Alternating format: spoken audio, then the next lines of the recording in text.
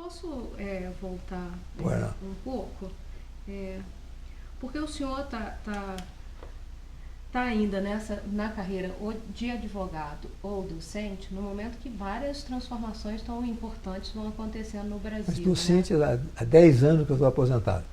Não, eu estou falando ali nos anos 60. Ah, pois não. Né? O Pois senhor não. estava como professor no momento em que algumas mudanças importantes elas estão acontecendo. Você tem ali o governo Jânio, você tem a renúncia do Jânio, né? Depois tem todo o conflito para a posse do presidente João Goulart. Depois você tem, né, 64, com o movimento 64. E a partir de então você tem mudanças na legislação, né, que vão ser mudanças importantes. Como é que o senhor pensava um pouco essas mudanças? O AI-1, os atos institucionais, né? Aí eu vou pensar até o AI-5 só. Mas os atos institucionais, eu já estava no Supremo nessa época, dos atos institucionais, que vão... Estava na aplicação deles. Sim, obviamente. Posteriormente. Mas eu estou pensando até antes do senhor entrar no Supremo. Não, antes de ali entrar... em 65, com o AI-2, e o próprio o AI-5, o senhor está indo para a Procuradoria pouco antes, né? Eu sempre fui considerado um técnico. Uhum. De modo que nunca fui considerado vinculado a nenhuma corrente política. Uhum. A não ser o Estado de São Paulo, que me colocou lá como chefe das esquerdas estudantis. Uhum. Mas... Quem é que liderou o movimento das goiabadas, das bandanadas? O Tércio Sampaio Ferraz. Foi o Tércio? Eu tenho uma fotografia, eu tenho aqui um vasto, os jornais, vastas cópias de jornais que trataram desse assunto. E me lembro que tive inclusive um artigo era um deputado do PTB, está me escapando agora o nome dele. Ele escreveu um artigo dizendo: nas arcadas continua a tradição. Ao candidato de fora, boas notas. Ao candidato da casa, a cátedra. E escreveu o seguinte: disse que neste caso houve apenas um fator que foi absolutamente imprevisto, que veio do Rio de Janeiro um tal de José Carlos, que eu não conheço, nunca vi, nem sei quem é, que foi tão melhor que o filho do catedrático, que ele estaria para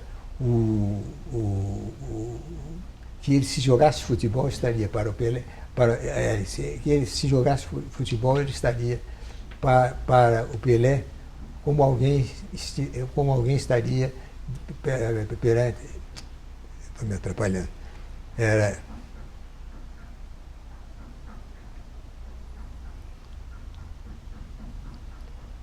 Era uma comparação do Valdemar Ferreira com o Pelé. Então, a brincadeira era justamente essa, que o candidato foi de tal forma superior que estaria para o Pelé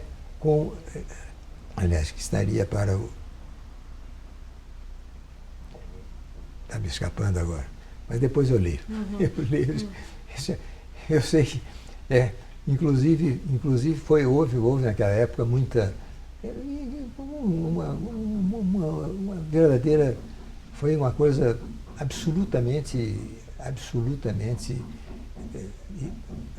inusitada.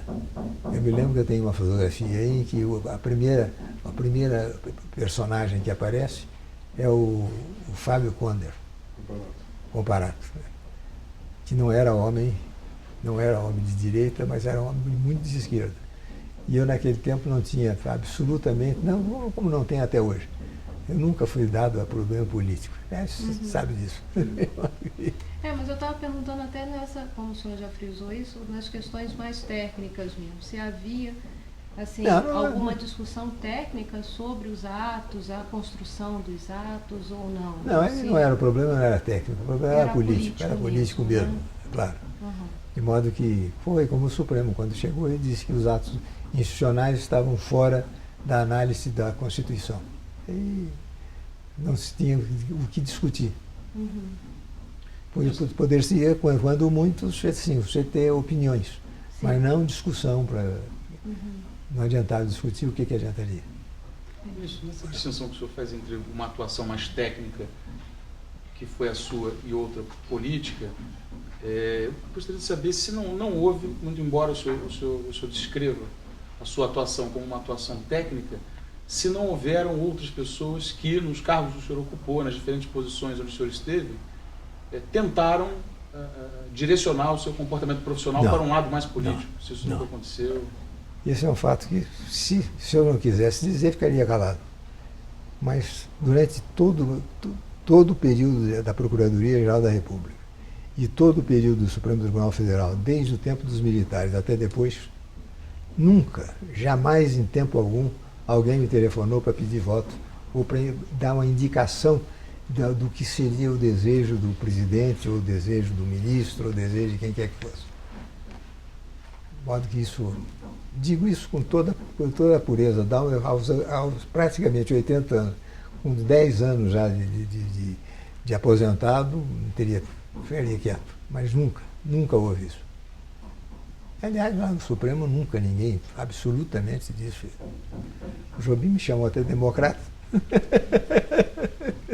É o maior polemizador que seja.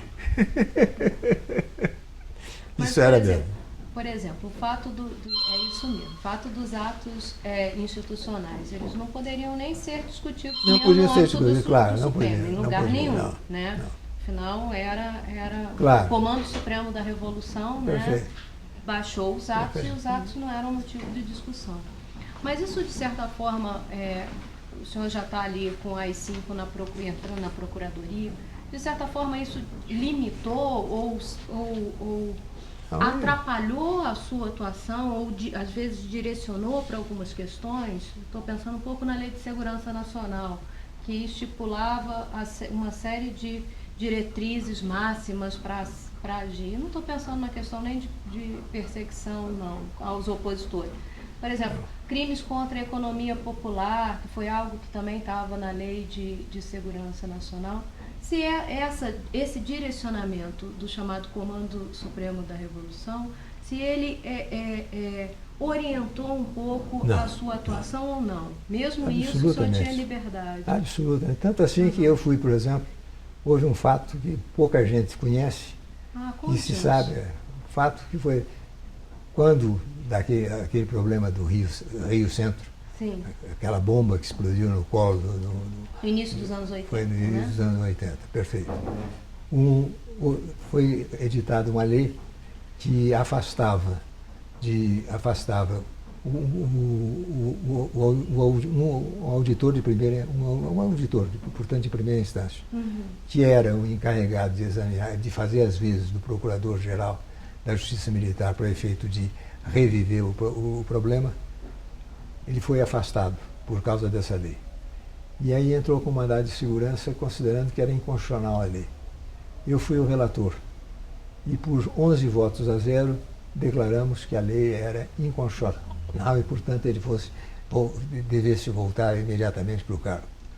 Me lembro que houve uma reação grande naquela época, uma reação relativamente grande, no sentido de que o presidente da República não devia cumprir a decisão do Supremo. E o presidente do Supremo, que era o Cordeiro Guerra, se não me engano, foi o Batista Figueiredo. Foi a ele e disse que e salientou justamente que não teria sentido o presidente da República deixar de cumprir aquela decisão do Supremo, com uma decisão inclusive unânime.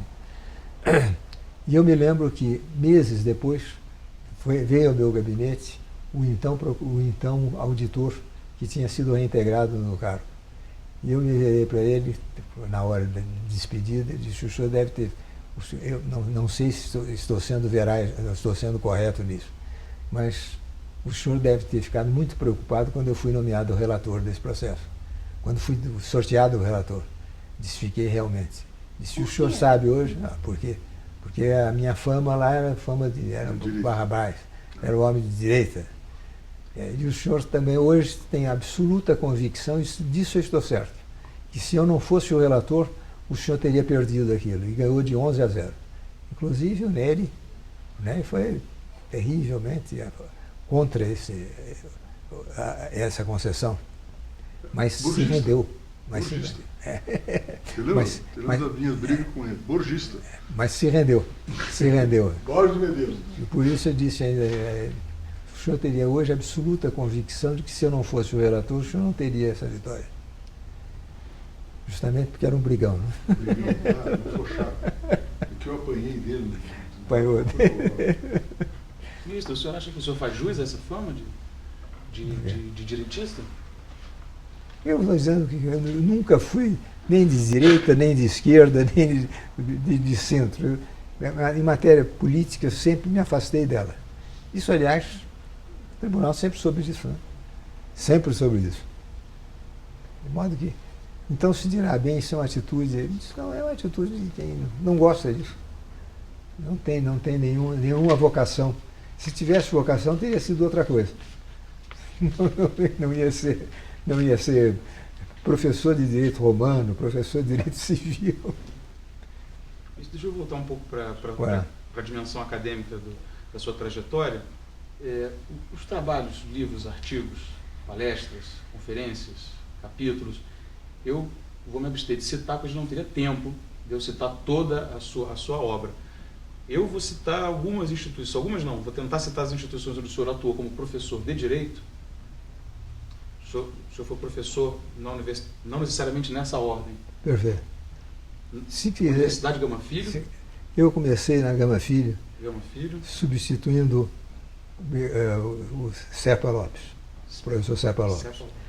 Depois fui professor da Fundação Getúlio Vargas. Fundação Getúlio Vargas.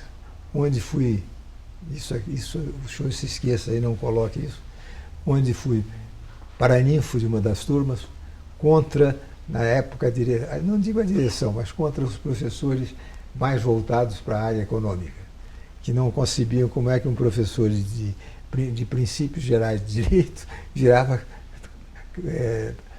paraninfo da turma. O senhor Então, era no Indipo?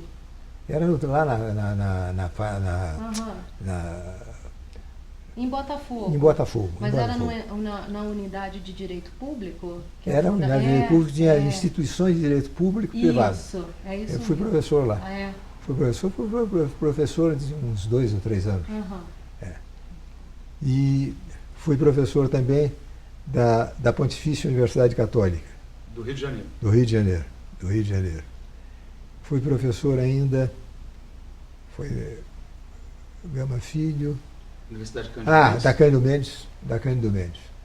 A ordem foi mais ou menos essa. A ordem foi Gama Filho, a Pontifícia Universidade Católica e a Cândido Mendes, a Nacional de Direito. A própria FND? E a Fundação Getúlio Vargas. Essas no Rio? No Rio. Em São Paulo fui professor da USP e do Mackenzie. Da FADISP não? E agora, sim, isso FADISP é coisa muito mais recente. Da FADISP fui professor também. Em Brasília? Em Brasília foi a Universidade de Brasília. O IDP não? E o IDP. Professor, já falamos de tantas instituições, mas cabe mencionar também que o senhor é membro, segundo nossas fontes, da Academia Brasileira de Letras Jurídicas. Isso daí sim. E também atuou na Universidade de Roma. Em Roma eu atuei como professor visitante e sou doutor honoris causa pela Universidade 2 de Roma. Roma 2. Roma 2. Roma 2. Que é a Torre Vergata. É impossível, professor, no mundo do direito, a gente saber quantas pessoas leram suas obras e se influenciaram pelos seus trabalhos, mas da sua memória, o senhor lembra de algum ex-aluno, alguns ex-alunos te vem mais à memória? De lembrar de alguns ex-alunos? Tenho vários. No Supremo tive 4. Tá bom? 4 ex-alunos. O Celso de Mello, que foi meu aluno no quarto ano da Faculdade de Direito de São Paulo. O Gilmar Mendes, foi meu aluno no bacharelado, meu aluno no mestrado. O Joaquim, que também foi meu aluno, foi o meu aluno no bacharelado e no mestrado, e o Carlos Alberto Direito, que foi meu aluno na Pontifícia Universidade Católica do Rio de Janeiro. Sendo que desses, o Gilmar e o Celso atuaram enquanto eu atuava no tribunal. Isso eu brinco sempre, disso eu acho que é um recorde. É um recorde. Porque eu conheço, não há ninguém que teve 4 alunos. Tive um. Teve um, né? Eu fui aluno do Neto. Eu fui aluno do Neto. Eu fui aluno. O Neto teve um só. É. Portanto, então, o senhor diria que talvez a dimensão mais técnica do seu trabalho, o senhor descreve o seu trabalho como um trabalho técnico, ela viria daí? Ela viria da sua tanto de um enorme trabalho escrito quanto muitas aulas ao longo de muitos anos? Mais de temperamento. Mais de temperamento. E para mim não ficou muito claro exatamente, porque o senhor chegou a dizer para a professora Cristiane que diziam que o professor Buzaide tinha sido seu professor, ele não foi. Não. Mas como é que o senhor, então, o conheceu? Eu conheci justamente porque eu estava contando esse fato do Rio de Janeiro. Eu estava numa livraria quando o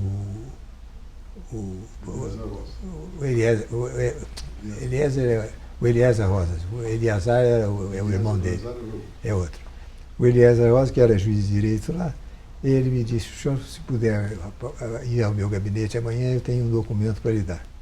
E esse documento é justamente uma carta de resposta pelo Buzaide a ele, Eliezer Rosas, no sentido de saber o que tinha acontecido em São Paulo, porque os jornais do Rio, alguns deram que foram atiradas pedras, o negócio de moeda virou pedra, depois virou a marmelada que foi a constante. Mas, nessa carta, então dizia lá: o Alves Moreira é um mestre. Soube disso quando ele proferiu a aula sobre o processo formulário romano, que era uma espécie assim de processo em ação ordinária nos tempos modernos. E o Buzaide era um homem altamente entendido em matéria processual, principalmente histórica. E isso é que chamou a atenção. Chamou a atenção dele, ele me conheceu aí. Foi no primeiro concurso de direito romano. Aí vocês se conheceram pessoalmente também? Ou foi só ele? Sim, pessoalmente, sim, foi aí. Depois só teve um encontro com ele e aí vocês se conheceram? Não, aí eu conheci lá, né, durante o concurso. Ah. Durante o concurso. Entendi. Esses concursos são coisas curiosas. Depois, quando eu fiz o concurso de Direito Civil, que foi, portanto, o Direito Civil foi em 68. Esse primeiro Direito Romano foi em 61. Eu, quando fiz esse concurso, também houve uma passagem curiosa na defesa de tese. Naquela época ainda a defesa de tese era um acontecimento em São Paulo. Hoje é que há tanto professor que ninguém mais liga para isso. Naquela época os catedráticos eram 20 e poucos, os livros docentes eram 4 ou 5. E eu me recordo que eu escrevi uma tese sobre retrovenda. Uhum. E retrovenda, o examinador de Minas, que era também um desembargador, ele era José não sei o que, Alves. Ele virou-se para mim e disse: mas o senhor, é uma pena o senhor desperdiçar talento com um instituto absolutamente despiciando, com a retrovenda. E eu então disse: bem, deve ser despiciando aqui em São Paulo, porque no Rio de Janeiro não. E aí, ao invés de pegar um dos livros que me cercavam, eu peguei um jornal da véspera, que era um jornal de domingo, isso foi numa segunda-feira, e mostrei que havia 40 e tantos, naquela época, de negócios jurídicos indiretos, que era a retrovenda como garantia imobiliária para efeitos de usurário. E disse então a ele o seguinte: agora eu gostaria de agradecer a Vossa Excelência o grande elogio que acaba de ser feito. Ele ficou meio assim. Eu disse: sim, porque só desperdiça talento que eu tenho. Não foi delicioso, né? Foi, sim, mas o homem não disse que eu ia desperdiçar talento. O senhor era abusado, né? Era, mas por isso mesmo é que devo ter feito uns concursos razoáveis, porque senão...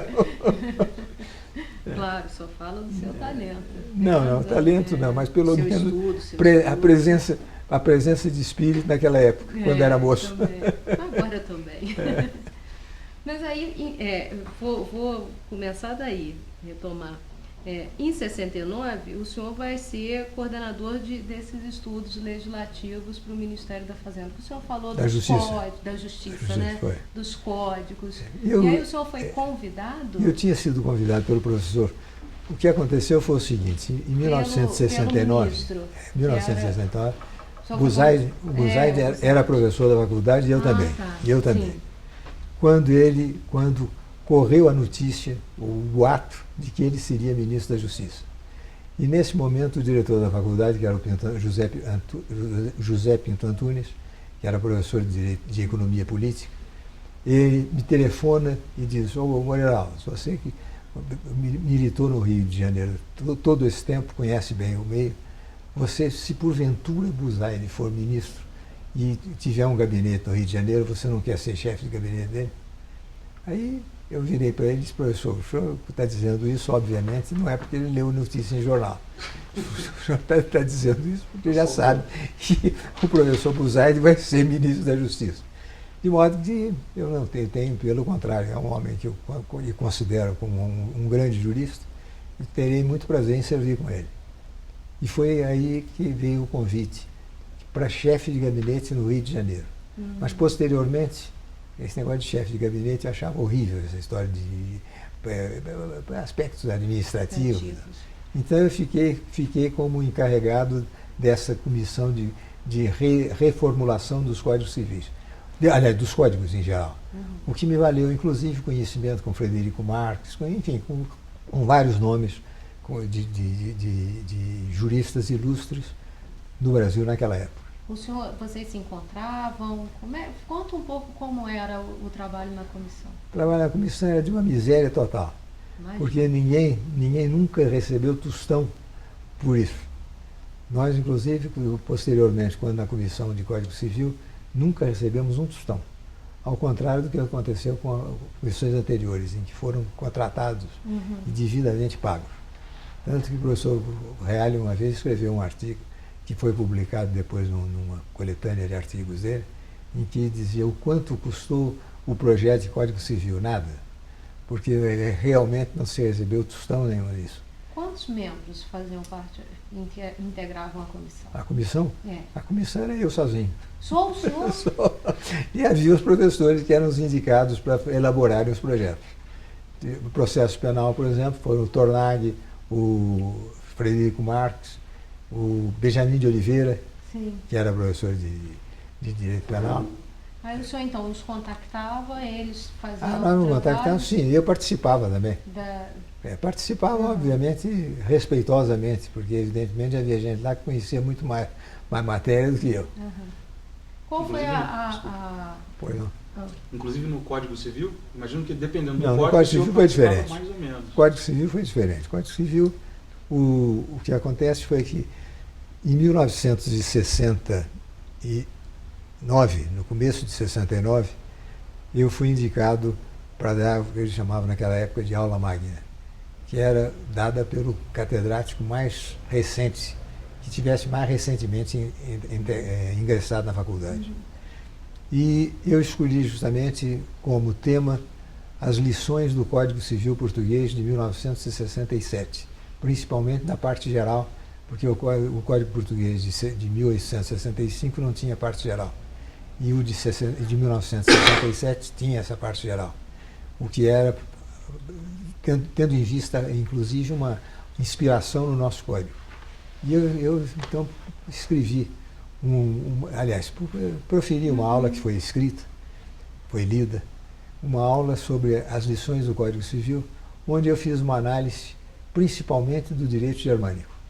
Uma coisa meio curiosa, falar em direito germânico no Código Civil português. Sim. Mas, na realidade, era um fato, porque toda a doutrina da parte geral vem dos alemães. Sendo que eu fiz, então, um histórico mostrando que a parte geral era a parte que dava a filosofia de todo o Código.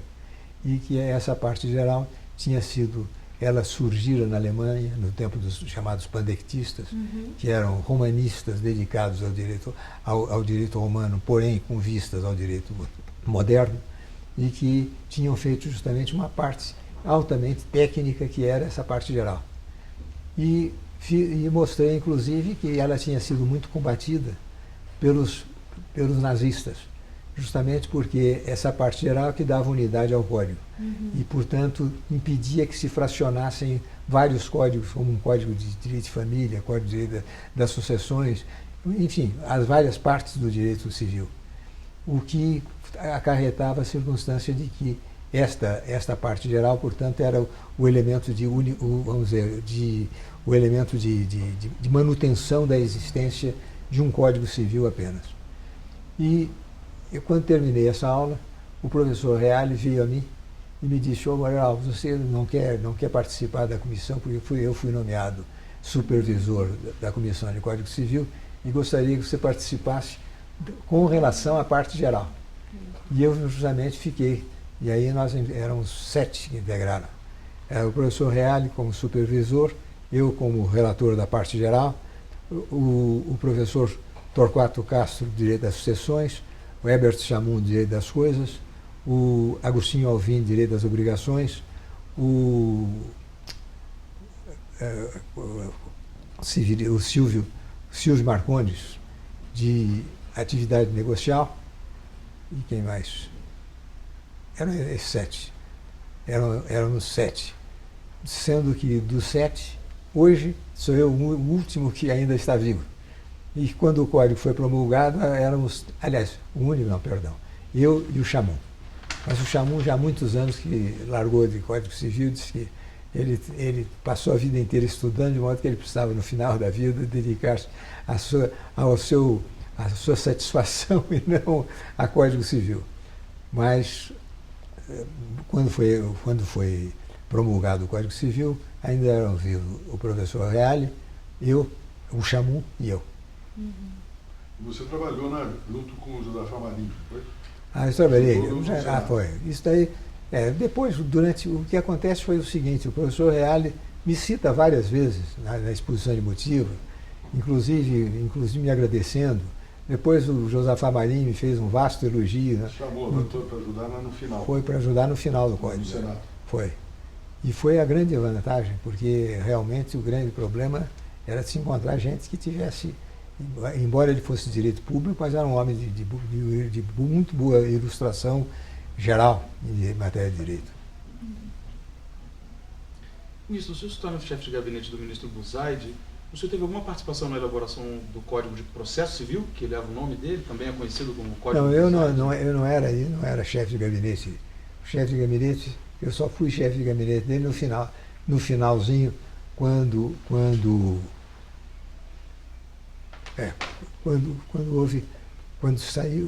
saiu quem? O professor Leonardo Greco? Não, o Leonardo Greco foi depois de mim. Leonardo, naquele tempo, era rapazinho, né? Foi quando o Manuel Gonçalves saiu do Ministério, que era o chefe de gabinete, aqui em Brasília. Mas eu, nessa ocasião,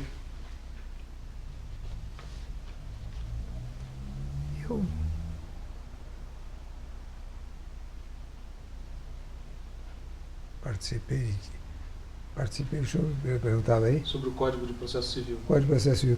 Eu participei nas 2 últimas reuniões do Código de Processo Civil, pouco antes de ele ser encaminhado para o Congresso. Mas foi uma coisa esporádica, tendo em vista que eu tinha sido chefe, eu tinha sido encarregado dessa comissão da qual eu era o único membro, a comissão de reformulação dos códigos.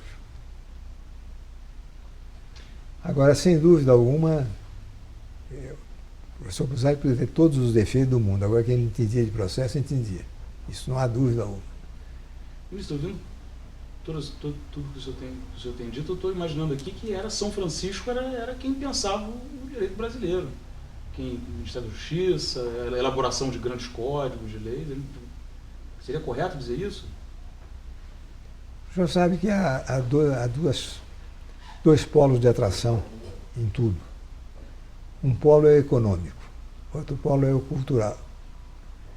Então o que acontece é que, aliás, um é o político e o outro é o econômico. O polo político não era São Paulo, agora o polo econômico era São Paulo. De modo que, por isso, então, naquela época, o senhor encontrava os grandes nomes da ciência do direito estavam em São Paulo, sem dúvida alguma. Já anteriormente, estavam no Rio de Janeiro, na época em que eu fui estudante. Mas depois degringolou. Hoje o senhor pega aí as universidades federais, o Rio de Janeiro, por exemplo, quais são os grandes nomes que é lá? Não são muitos. Inclusive na advocacia. Como? Inclusive na advocacia. Da advocacia? Hoje também não tem. Também não. Mas é o tal problema, é o polo econômico. É o polo econômico que atrai. E eu digo isso justamente porque uma das coisas... O político era o Rio Grande do Sul.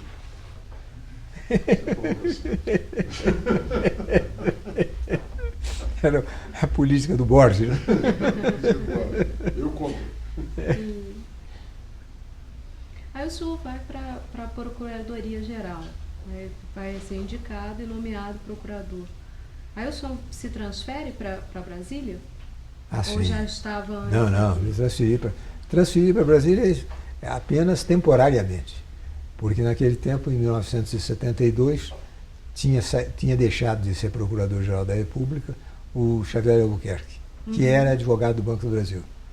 E quando eu fui para procurador, obviamente eu estaria em Brasília de 72, no final de 72 e 73. Em 74 havia a mudança de governo. De modo que eu vim aqui temporariamente. Tanto que quando houve a mudança de governo do general Médici para o general Geisel, eu estava já, como disse, estava com um caminhão já contratado para a minha mudança. Aí continuei, e aí é que fui requisitado pela Universidade de Brasília, sendo que eu fiquei nessa requisição durante 20 e tantos anos. Tanto assim que hoje aqui em Brasília, raro é o advogado que não foi meu aluno. E eu brincava sempre, dizia, eu era o único professor de teoria geral do direito privado. Não era vantagem nenhuma, isso não é vantagem nenhuma. Mas aí como é que era a rotina na procuradoria? Assim? Quais eram as causas? A rotina, quando eu cheguei lá, havia um funcionário que era o filho do Xavier, um funcionário que era datilógrafo. Era uma miséria desgraçada. O Alcides, o professor Salazar, o Alcides Salazar tinha que comprar, ele foi procurador-geral da República. Alcindo, perfeito, Alcindo. Alcides não, é Alcindo. O Alcindo Salazar, ele uma vez me disse na faculdade, quando ele foi nomeado procurador, muito antes de eu ter sido, ele me disse que até pneu de automóvel ele teve que comprar, porque a Procuradoria tinha um carro que estava caindo aos pedaços. Nós não tínhamos sede, tínhamos umas salas ali no antigo departamento aquele departamento administrativo do DASP. Era no prédio do DASP. Nós tínhamos umas 2 ou 3 salas lá. Procuradores eram pouquíssimos, eram 67 procuradores do Brasil inteiro. Uau. Eu brincava até que no Rio Grande do Sul havia um procurador, ele sozinho, que dava presença junto às 5 varas que havia lá ao mesmo tempo, e cometendo, portanto, tanto ele quanto os juízes, cometendo falsidade ideológica. Isso foi assim, isso é uma tradição, né? Nada falava procurador, nada requerer. Mas agora foi um aprendizado grande, porque já naquela época eu era um grande discutidor, de modo que era um grande falador. O Trigueira que dizia, você é terrível. Quando começa a fazer, naquele tempo o procurador não tinha prazo, de modo que quando começava a desandar a falação, ia embora. Alguma causa ou algumas marcaram assim, esse momento na Procuradoria? Uma das quais foi o Francisco Pinto. Chico Pinto. Chico Pinto. Sim. Essa foi. Essa foi.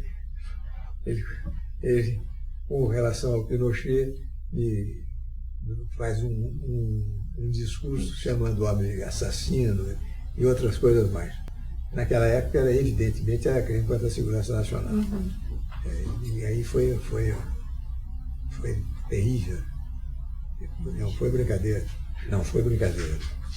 Eu sei que eu o condenei por 6 meses. Foram 6 meses. Dizem até que ele engordou, tanto que ele não ficou meu inimigo. Engordou porque ele nunca bebeu tanto uísque na vida dele quanto no quartel da Polícia Militar. Além dessa, mais alguma? Tem alguma coisa sobre economia popular, contra a economia popular? Quando a senhora quiser, há um volume de pareceres do Procurador-Geral da República, que é meu. Esse volume de pareceres, a senhora encontra todos os casos mais importantes em que eu dei parecer pessoalmente. Mas assim, de memória, o senhor não se lembra? A memória é matéria eleitoral, problema de distinção entre inelegível e... Esse ficou um parecer que ficou, até hoje é seguido. É o problema da inelegibilidade em contraposição. Eu não me recordo exatamente. Mas se a senhora quiser, a senhora encontra nesse volume, são um volume de umas 400 páginas, a senhora encontra aquilo que era mais importante na Procuradoria. E naquele tempo havia tanto matéria de direito público quanto matéria de direito privado. Sim. Tendo em vista que o Supremo ele tinha como competência a matéria de direito público, matéria de direito privado, constitucional ou legal. De modo que o senhor atuava junto à Justiça Militar, não, né? Não. Só atuava junto à Justiça Eleitoral. Tá. Eu passei 2 meses. Eu achei engraçado, porque naquele tempo saiu aquela lei, a Lei Complementar número 5, Sim. que foi a primeira que deu formato à nossa legislação eleitoral. E me lembro que o Zé Guilherme, de vez em quando, vinha, porque o Zé Guilherme Vilela era advogado. Ele é que brincava porque naquele tempo eu cheguei a dar uns 300 pareceres por escrito e uns 200 pareceres orais. Foi um período terrível. Sim, não tinha nada. Eram as discussões iniciais de tudo. E por isso mesmo o tribunal, obviamente, estava sobrecarregado de matéria e seguia geralmente o parecer do procurador. Então o Zé Guilherme é que dizia isso, dizia para os colegas alto e bom som: se vocês vão distribuir parecer para ministro, não adianta nada, distribua para o procurador, que é ele quem resolve. O Zé Guilherme era desaforado do procurador. Aí o senhor foi nomeado para o Supremo. Como é que foi? Como foi o dia da sua posse? Não se lembra?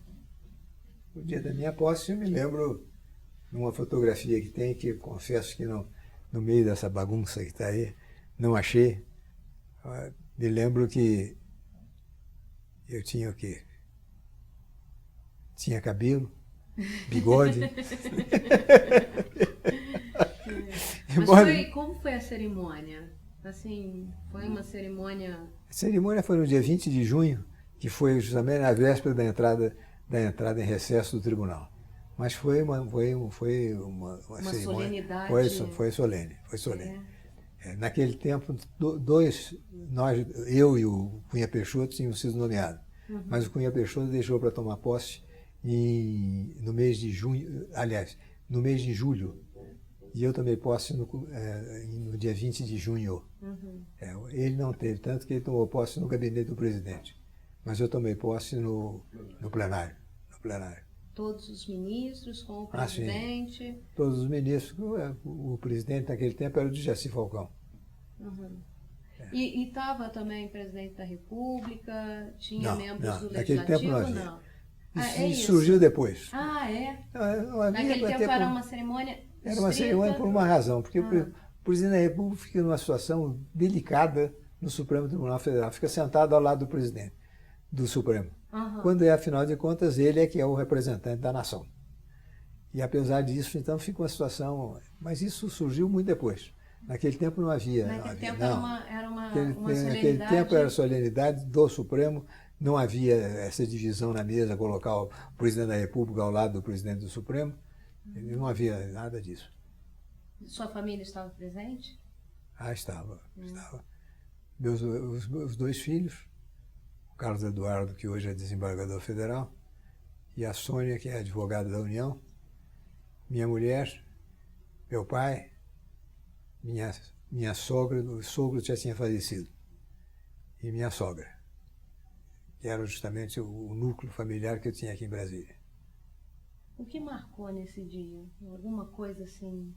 Ou não? Ou foi... Não, esse dia foi um dia, evidentemente, um dia que marca a gente, porque, afinal de contas, eu sempre disse o seguinte, que uma das coisas que mais me enalteciam foi o fato de ter sido ministro do Supremo sem ter tido nenhum apadrinhamento político, sem ter tido nenhum apadrinhamento não político, e que fui para lá pelo acaso das circunstâncias. E pelo seu trabalho também, não, né? O trabalho veio depois. Mas o que acontece foi por acaso das circunstâncias. Porque eu fiz um concurso para São Paulo, o professor Buzaide me levou, não era amigo dele, não era nada, não era aluno dele, nem coisa nenhuma. E depois me tornei amigo dele. E fui para o Supremo, porque o general Médici não queria nomear o indicado pelo Leitão de Abreu. E fui para o Supremo justamente isso, pelo fato de que tinha sido reconduzido como procurador-geral e o general Geisel comigo foi muito alinhado, porque afinal de contas ele não tinha nenhuma, podia ter nomeado qualquer outro. E me nomeou sem eu ter nenhum prestígio político, sem ter tido nenhum apadrinhamento político. De modo que foi realmente uma coisa que, é claro que a gente fica sensibilizado quando acontece tudo isso, numa vida que, afinal de contas, tudo vem em virtude de circunstâncias do destino. Ministro, nós não acabamos falando qual a sua memória acerca da sua sabatina no Senado? Existia? Não, naquele tempo não. Naquele tempo não existia sabatina. Naquele tempo, o Senado ele aprovava ou rejeitava o nome. Não havia sabatina. As sabatinas... Hoje há sabatina, mas pergunto para quê? Sim, para fazer uma arguição sobre direito. Não é o fato. Não é como nos Estados Unidos, em que se faz uma arguição sobre fatos absolutamente que nada tem a ver com direito. De modo que não havia. E eu tive um problema que preocupou o Executivo. Qual? Foi esse. O fato de que eu tinha movido uma ação penal contra uns 6 ou 7 senadores. E por isso, então, diziam que eu seria recusado pelo Senado. E realmente tive 15 votos a favor, e foram 15 a favor e 4 contra, uma coisa assim. De modo que tive uns votos contra para a indicação. Ou seja, sua indicação passou pelo Senado. Foi não, que passou. Isso sempre, sim. Toda teve indicação. A sabatina que é uma... A sabatina que surgiu em 88. 88, né? Foi essa. Entendo. No Senado o senhor ganhou de 15-4. Olha, eu não tenho certeza absoluta, mas foi uma coisa assim. Por volta disso. Foi. Qual foi essa... O senhor tem lembrança de qual foi essa ação penal que o senhor teria movido contra 6 senadores? Ah, não me lembro disso. Isso daí era... Mas foi como PGR? Foi como PGR. Ah, então não foi o senhor que moveu, não era o autor. O senhor era o PGR. Sim, mas naquele tempo eu tinha sido nomeado para o Supremo. E eu tinha sido nomeado para o Supremo enquanto Procurador-Geral da República. Perfeito. O senhor já tinha se imaginado o ministro Supremo, voltando a esse primeiro dia da posse? Nunca na minha vida pensei nisso. O cidadão que nasceu em Taubaté, foi funcionário do Banco do Brasil. Por acaso, foi depois professor da Faculdade de Direito. E, de repente, vira ministro do Supremo. Pensei em tudo na minha vida, menos isso. E isso não há nenhuma falsidade nessa circunstância. Mas acontece que há pessoas que vêm passar a vida inteira pensando naquilo, enquanto que eu não estou pensando naquilo. Sem ser, que seria ou não ministro do Supremo. Ministro, Memórias da Posse, nós já falamos sobre elas, mas algo um pouco menos formal desse iniciozinho de atuação no Supremo. O senhor tem alguma lembrança do primeiro dia de trabalho efetivo como ministro do Supremo? O senhor lembra como foi o início do trabalho? O primeiro dia foi de férias. Porque foi recesso. O recesso foi no dia 20 de junho que eu tomei posse, e no dia 21 o tribunal estava em recesso. De modo que... E havia uma outra circunstância também. É que, como Procurador-Geral da República, eu sempre comparecia a todas as sessões plenárias do tribunal e sustentei inúmeras delas. De modo que já tinha bastante traquejo e bastante, vamos dizer, familiaridade com o plenário do tribunal. Então não tive não tive propriamente nenhuma emoção nisso. Mas alguma sensação de não estar mais na tribuna e no assento do PGR e estar no assento do ministro? Como é que o senhor... Mas eu sempre fui discutidor, de modo que também não tive grandes... Discutir em qualquer lugar. De modo que... Mas eram discussões que tinham uma vantagem, né? Não havia ofensa pessoal. As discussões eram... Eu me lembro sempre que uma vez, numa ação penal, o Cordeiro de Guerra e eu tivemos uma discussão um pouco acre. Quando terminou a sessão, eu estava saindo quando veio o Cordeiro Guerra, passou o braço nas minhas costas e me disse: você está zangado comigo? Eu disse: não, nós estamos discutindo aqui teses, rapaz. Eu não estou discutindo aqui sobre você ou não. Não estou discutindo, portanto, as pessoas. E aí saímos abraçados. Uma hora depois, mais ou menos, o Cordeiro Guerra apareceu lá no meu gabinete. Disse: Heraldo, você sabe que nós temos um amigo comum que esteve no meu gabinete e disse: esses sujeitos são uns farsantes. Quase que trocaram um soco.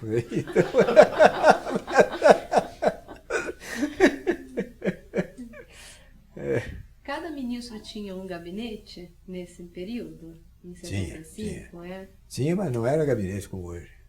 Como era? Era muito menor. Menor? Embora muito maior do que os iniciais. Uhum. Eu me lembro que uma vez eu fui ao gabinete do ministro Adalício e para entrar lá era um problema, porque era um cubículo cheio de processos e ele sentado numa mesinha. De modo que o advogado, quando entrava, era só um de cada vez, porque os dois não podiam entrar. O nosso gabinete era um gabinete um pouco maior.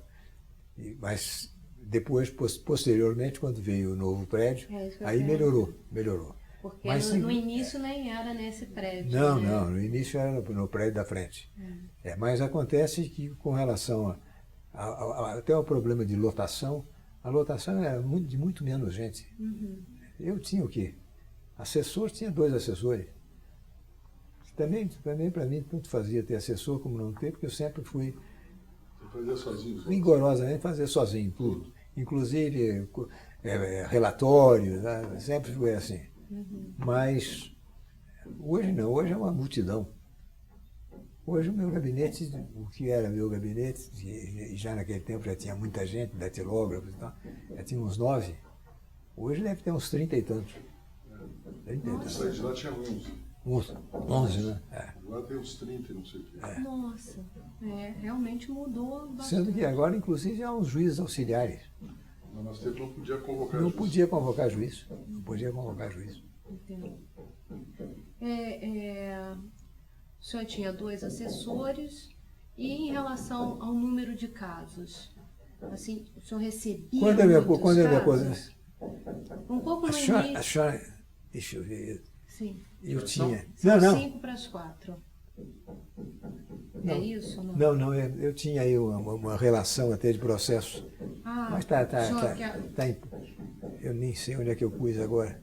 Mas de qualquer forma... Não precisa nem ser exato. Na verdade, a minha pergunta seria assim: Ali logo que o senhor entra... Quando eu me aposentei, eu sei... É a diferença. Quando eu me assim. aposentei, na véspera, aliás, no ano anterior, 2002, deu mais ou menos quase 10 mil processos para cada um.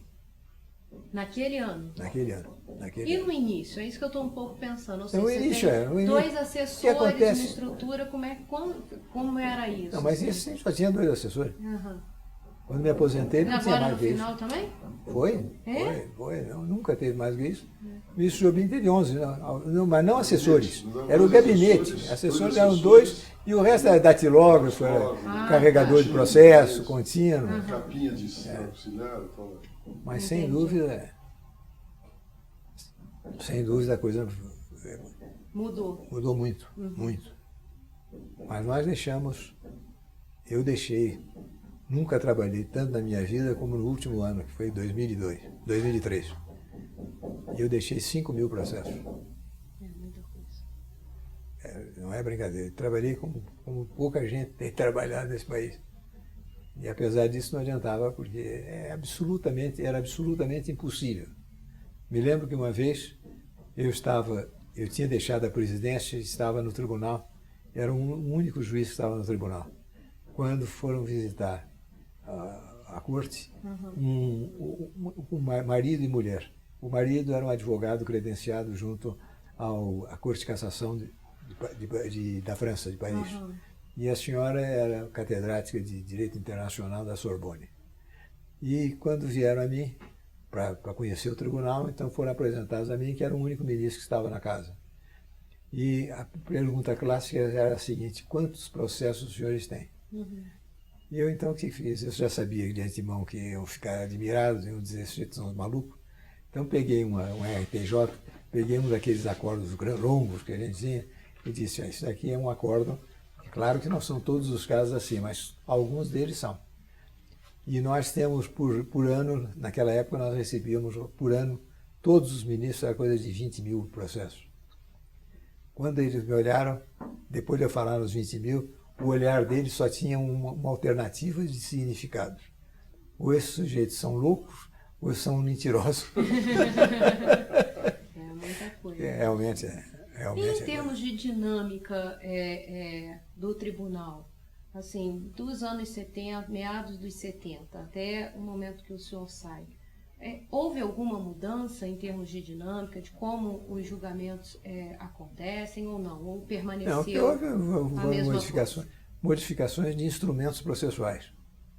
E eu, aliás, escrevi um artigo que saiu no volume 400 da Revista Forense, em que tratei das modificações que houve no período de minha judicatura, que foi de 27 anos e 10 meses.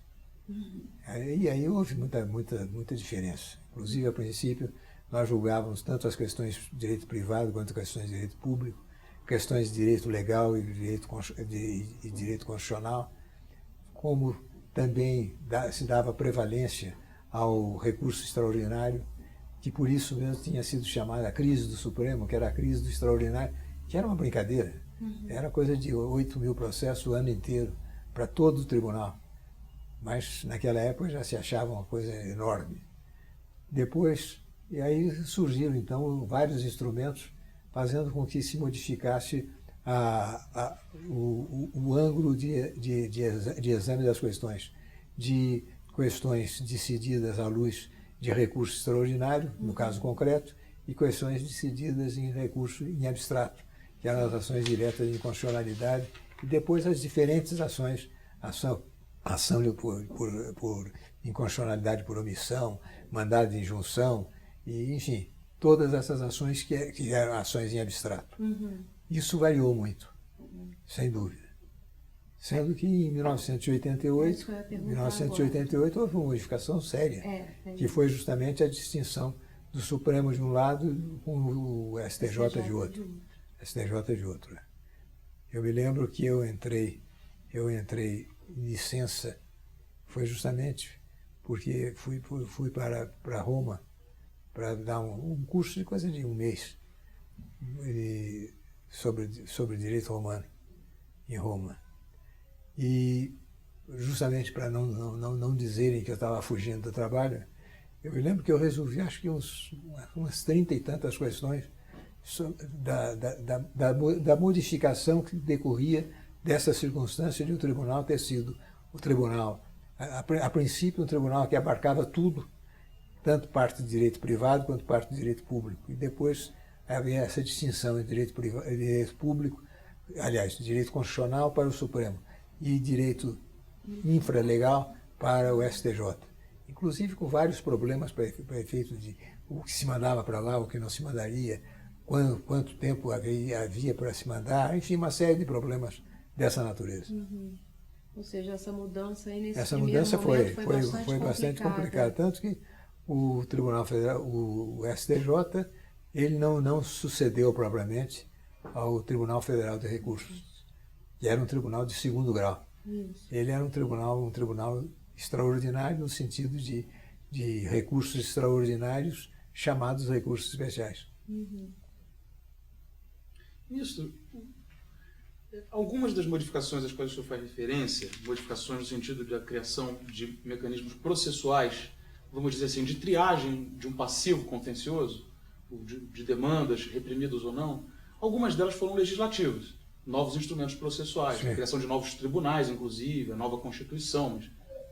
Mas outras mudanças, são fruto da própria interpretação que os ministros deram à Constituição e a outros diplomas. Mas isso aí não há dúvida alguma. O Supremo, por exemplo... E com participação ativa do senhor, em alguns casos. Como o caso da interpretação conforme, se eu não estou enganado. O Gilmar escreveu um livro, um catatá. Isso é um livro que deve ter aproximadamente umas 800 páginas da minha contribuição em matéria de controle de constitucionalidade. Ele conseguiu resumir em 800 páginas a sua contribuição? Não, ele escreveu quase 200 páginas de introdução ao livro. E depois acórdãos, votos de minha lavra. Mas aí há muita coisa, essa justamente de interpretação conforme, leis inconstitucionais temporariamente, enfim, uma série de constitucionalidade de normas constitucionais? E é isso, mas isso eu rejeitei. Eu tenho um voto dizendo que não há inconstitucionalidade em normas constitucionais. Mas foi levantado esse problema. Como se levantou também o problema da lei de ordem pública, matéria de direito adquirido em lei de ordem pública, que alguns sustentavam que não havia direito adquirido. E hoje estão sustentando que direito ambiental passa por cima de direito adquirido. Então se pergunta, diz bem, mas isso, afinal de contas, é o que? É lei? Se for lei, é infraconstitucional. Se não é lei constitucional, consequentemente, tem que aderir à Constituição. Agora, dizer que uma lei decorrente de um princípio abstrato, que é esse artigo 225 da Constituição que fala em ambiente, porque diz que o ambiente é um patrimônio de todos. Com isso, então, se considera que essa legislação ela é imune aos direitos fundamentais da Constituição. Confesso que acho meio difícil isso. Mas, isso, nesta altura, há opinião para tudo. E nesse emaranhado de opiniões, ministro? Não, e houve uma questão delicada, que foi o problema das constituições estaduais que copiavam a Constituição Federal. E elas, quando o Procurador-Geral do Estado movia uma ação de inconstitucionalidade dessa legislação estadual, o tribunal vinha, às vezes, e julgava contra a decisão que era na esfera federal, em face da Constituição Federal, que tinha sido copiado pela Constituição Estadual. Ele tinha um entendimento diferente daquele entendimento do tribunal local. E aí foi uma questão delicada. Eu fui relator dessa questão, em que sustentei, e foi acolhido pelo tribunal, que a declaração, aliás, que era cabível, nesse caso, por parte do Procurador-Geral do Estado, que movesse um recurso extraordinário. Por isso é que foi um recurso extraordinário ao Supremo, para que o Supremo mantivesse a sua supremacia sobre as jurisdições locais. E o tribunal acolheu isso, o que foi realmente uma coisa absolutamente nova tendo em vista justamente que era um processo difuso dentro de um processo abstrato. Mas justamente por tendo em vista essa circunstância, não era possível que cada Estado resolvesse uma questão que era cópia, aliás, resolvesse a interpretação de um determinado texto que era cópia da Constituição Federal em divergência com o Supremo. Apoio federativo. Sem dúvida. Unidade federativa. Perfeito.